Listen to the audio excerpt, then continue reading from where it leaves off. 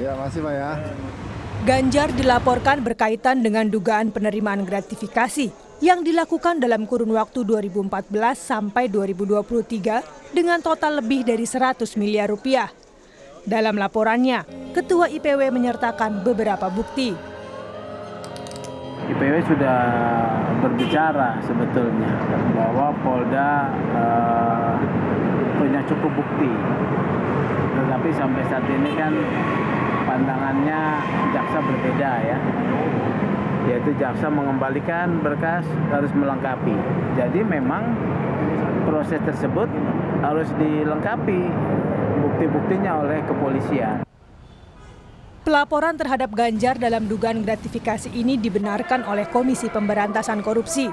Wakil Ketua KPK Alexander Marwata menyebut, laporan akan ditindaklanjuti dengan memverifikasi isi laporan kepada pihak pelapor. Mekanisme di KPK kan sama ya, di Dumas, nanti Dumas akan melakukan telahan, pengkayaan informasi ya dengan berbagai sumber ya, klarifikasi ya, kemudian dibahas dengan Satgas Penyelidikan. Kalau sepakat ada indikasi korupsi baru naik ke penyelidikan, baru kita klarifikasi ke yang bersangkutan. PPATK itu ada nggak duit bergerak 100M misalkan di Jawa belum Tengah, ada laporan dari PPATK belum kan ya? begitu, belum Artinya ada. Dari KPK sendiri kan laporannya ini pasca pemilu. Kalau kami itu kan nggak pernah melihat apakah ini ada unsur politisnya atau enggak, apakah ini warnanya merah, kuning, hijau, abu-abu, saya nggak lihat seperti itu ya.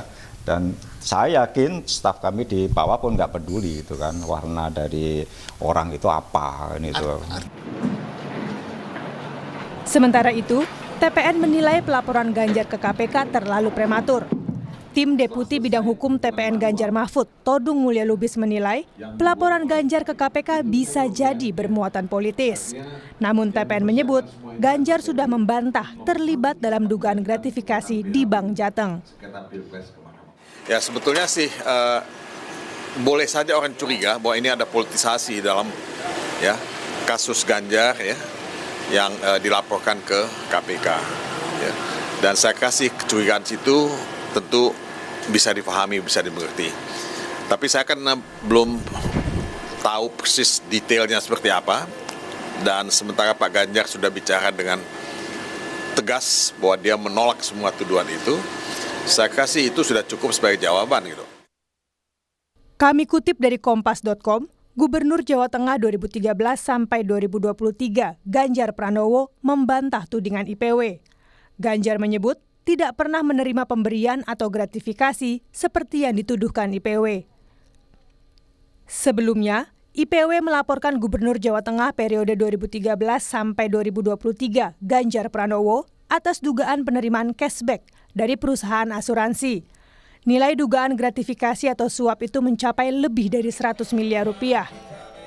Selain Ganjar, IPW juga melaporkan satu pihak lain, yakni Direktur Utama BPD Jateng periode 2014 hingga 2023 berinisial S. Tim Liputan, Kompas TV. Informasi lebih lengkap soal laporan Ganjar Pranowo ke Komisi Pemberantasan Korupsi kita langsung tanyakan pada jurnalis Kompas TV Renata Panggalo di Gedung Merah Putih KPK Jakarta.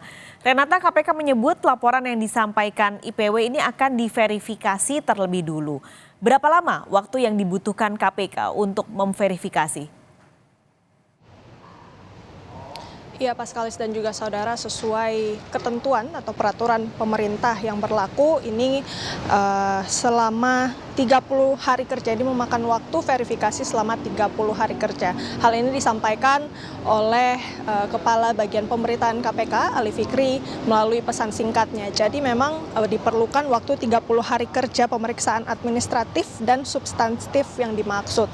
Namun terkait dengan detail proses verifikasinya ini sayangnya hanya bisa disampaikan kepada pihak pelapor yakni IPW. Jadi kalau kita lihat memang karena baru dimasukkan pada hari hari Selasa tanggal 5, jadi masih banyak sekali waktu yang bisa digunakan oleh KPK untuk kemudian memverifikasi laporan yang dilayangkan oleh IPW ini. Sebelumnya Paskalis dan juga saudara memang sudah sempat dikatakan oleh Wakil Ketua KPK Alexander Marwata bahwa laporan yang sudah dimasukkan oleh IPW ini akan langsung ditindaklanjuti dengan proses verifikasi yang sudah berjalan. Ini akan ditindaklanjuti oleh Direktorat Pelayanan Pelaporan dan Pengaduan Masyarakat ataupun DUMAS. Ini akan dilakukan penelaahan informasi, kemudian juga melakukan klarifikasi, dan selanjutnya akan dibahas bersama dengan Satgas Penyelidikan KPK. Jadi sepanjang proses verifikasi ini apabila ditemukan kemudian adanya indikasi korupsi, baru nantinya laporan ini akan masuk ke tahap penyelidikan.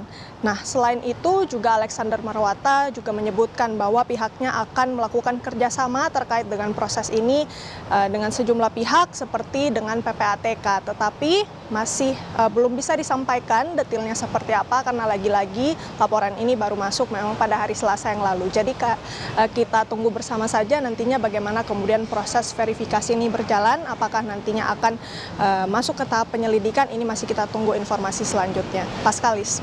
Renata Panggalo, terima kasih melaporkan langsung dari Gedung KPK, Jakarta.